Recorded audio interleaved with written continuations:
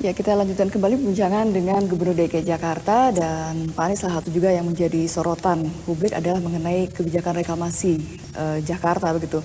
Nah, ini bagaimana, kan kalau nggak salah memang menolak reklamasi, tapi apakah sejauh ini sudah terakomodir dengan peraturan-peraturan dan segala macamnya? Ya, janji kampanye kita adalah menghentikan reklamasi. Kalau menghentikan itu artinya yang sudah ada diatur, yang belum tidak diteruskan. Gitu. Baik. Kalau menolak nanti membongkar yang sudah ada. Ini bukan. Yang sudah hal ada. Yang berbeda ya artinya ya. Siap. Kemudian kita menata ulang karena banyak sekali pelanggaran-pelanggaran proses, prosedur administratif yang terjadi selama ini. Nomor satu, misalnya, kenapa kita meminta BPN untuk membatalkan HGB atas nama PT Kapuk Naga Indah? Karena hari ini di areal itu, kawasan utara itu, termasuk reklamasi, belum ada rencana tata ruang dan belum ada rencana zonasinya. Jadi zonasi wilayah, pesisir dan pulau-pulau itu belum ada. Jadi kalau ini gambar sebuah pulau, cara mau dipakai untuk apa, wilayah mana, itu belum ada tata ruangnya. Karena belum ada, maka itu harus ada dulu, baru kita bisa menyusun yang lain. Ini kan bukan pulau pribadi, ini adalah tanah milik Indonesia. Harus diatur dengan hukum Indonesia. Nah, di mana-mana hukumnya adalah ketika kita mengeluarkan, lihat rencana tata ruang. Itu satu. Kemudian yang kedua adalah bahkan sederhana sekali. Kalau kita lihat HGB, pertanyaan nih, di situ udah dituliskan nama kelurahannya. Emang kita tahu itu kelurahan apa? Apa yang pernah? Enggak ya. Itu kan barang baru di tengah laut. Kelurahan di Jakarta. Kelurahan yang mana itu jadinya, Pak? Pertanyaan.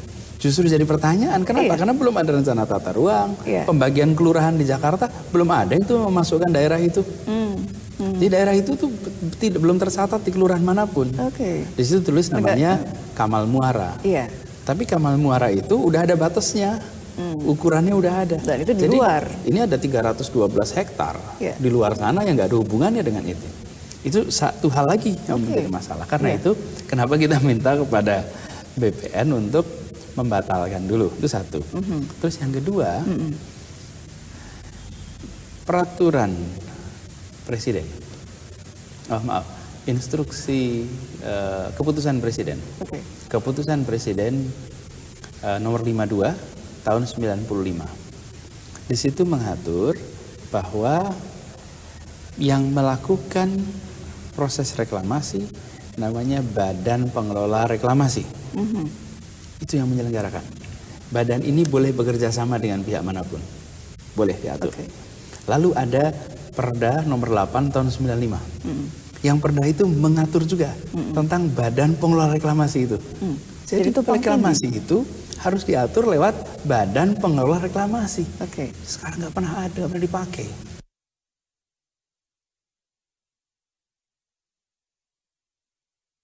Badannya pun sudah tidak ada. Badannya sudah nggak ada mulai tahun 2009. Dibubarkan.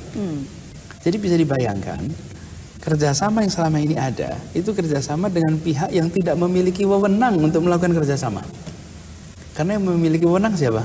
Badan pelaksana reklamasi. Yang sudah tidak ada lagi. Karena itu, kalau diterbitkan HGB atas dasar kerjasama, loh, yang melakukan kerjasama itu bukan pihak yang berwenang. Dan saya harus garis bawahi, tidak ada wewenang pemerintah pusat dalam urusan reklamasi di Jakarta.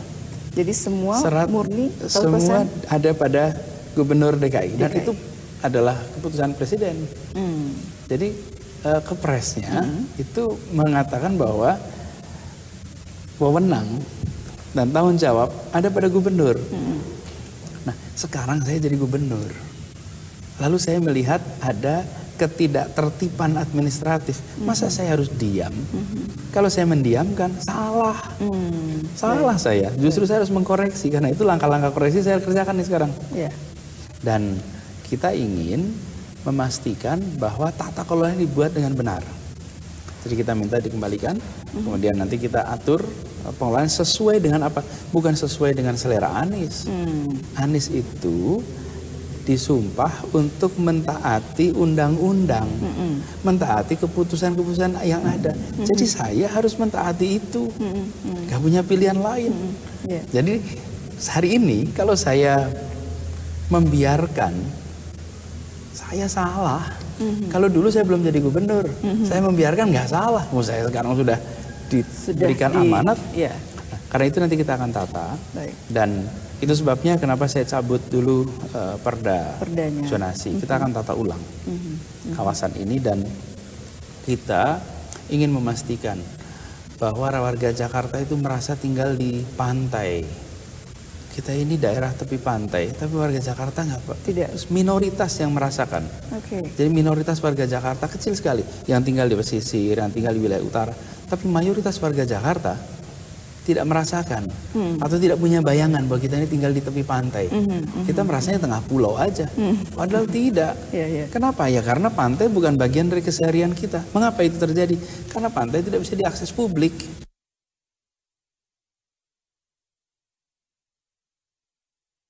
Makanya dari itu pemilik KJP bisa masuk Ancol gratis ya? Misalnya, ya, supaya mereka merasakan bahwa kita ini tinggal di tepi pantai.